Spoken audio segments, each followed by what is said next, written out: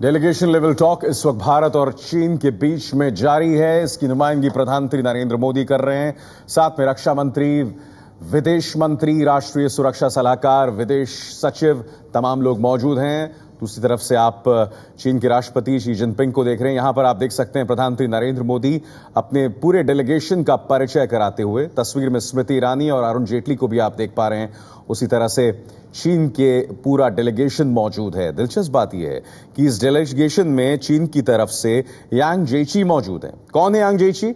यांग जेची दरअसल जो दोनों देशों के बीच सीमा विवाद को लेकर एक पूरी व्यवस्था बनी थी, उसमें हर बार वो चीन का नेतृत्व करते थे या नुमाइंदगी करते थे।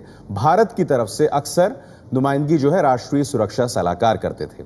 अब हमें इस बात पर निगाह डालनी होगी कि जब मोदी और यांग जेची पत्रकारों के सामने होंगे तो क्या जॉइंट डिक्लेरेशन में 17 राउंड की बातचीत के बाद जो रुक गई थी बातचीत बाउंड्री अग्रीमेंट के ऊपर, क्या उसे फिर से शुरू किया जाएगा? स्पेशल रिप्रेजेंटेटिव्स की बातचीत फिर से शुरू की जाएगी? इस पर हमारी निगाह होगी। मैं जल्दी से अपने तमाम पैनलिस्ट से एक बहुत ही क्विक रिएक्शन के लिए जानना चाहूंगा। सबसे पहले विजय, आपसे बड़ी बात क्या उभर कर आ सकती है यहां पर? मुझे लगता है बड़ी बात जो आर्थिक क्षेत्र में दोनों देशों के बीच और समझौते की गुंजाइश और निकलती, और जो समझौते हुए हैं वो मुझे लगता है कि आर्थिक क्षेत्र, ये जो दूसरी सियासत है, सीमा की सियासत, उस पर हावी रहेगा। बिल्कुल, जैसा कि विदेश मंत्रालय कह भी रहा है। विजय, कर्नल टिक्कू, आपके हिसाब से कौन सी एक बड़ी बात उभर कर आ सकती है? मेरे ख्याल से भारत के लिए सबसे जरूरी ये बात है कि सीमा विवाद को सुलझाने के लिए जो मैकेनिज्म है उसको भारत के लिए तो जरूरी है, मगर होगा कि नहीं, सवाल ये मुझे लगता होगा।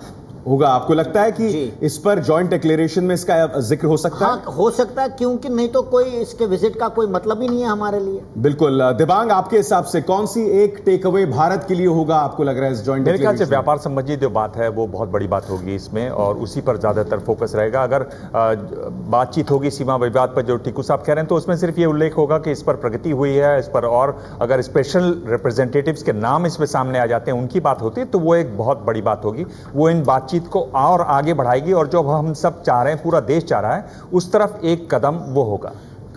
कल तक कर्नल टिक्कू हम ये बात कर रहे थे, जो कॉम्पिटिटिव डिप्लोमेसी हो रही है कि भाई चीन ने अपनी तरफ से $35 बिलियन, माफ कीजिएगा, जापान ने $35 बिलियन का निवेश किया भारत में, चीन $100 बिलियन का निवेश कर रहा है। मगर मुझे ऐसा लग रहा है कि इस कॉम्पिटिटिव डिप्लोमेसी के कुछ नकारात्मक पहलू भी हैं। क्या आपको लग रहा है जो तनाव पैदा हुआ है सीमा पर नए सिरे से, इसका जिक्र इसका ताल्लुक कहीं ना कहीं जापान के साथ, भारत की बढ़ती नजदीकियां, या प्रधानमंत्री नरेंद्र मोदी का जो उत्साह है जापान को लेकर, वो भी हो सकता है? बिल्कुल, इसमें कोई दो राय है ही नहीं। लेकिन अगर इंडिया अपने कार्ड्स ठीक तरह से प्ले करता है, खेलता है, अगर इस अवसर का वो फायदा उठाता है, तो उसको चाइना से भी फायदा होगा और जापान से भी फायदा होगा। लेकिन इंडिया के लिए सबसे महत्वपूर्ण बात ये है कि क्या सीमा के ऊपर शांति रहेगी या नहीं रहेगी, वो सबसे बड़ा मुद्दा है, क्योंकि वो एक चीज़ है जिससे हमारी चाइना से रिलेशनशिप खराब हो सकती है और जो हमारे हक में नहीं है।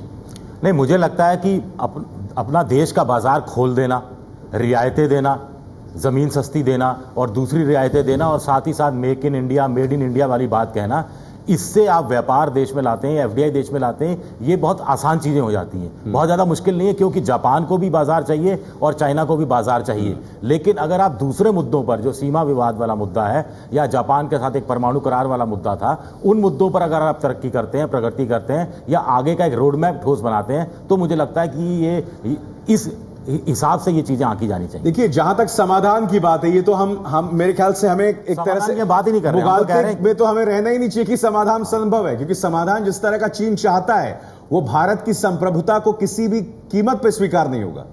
नहीं, समाधान की तो कोई बात ही नहीं कर रहा।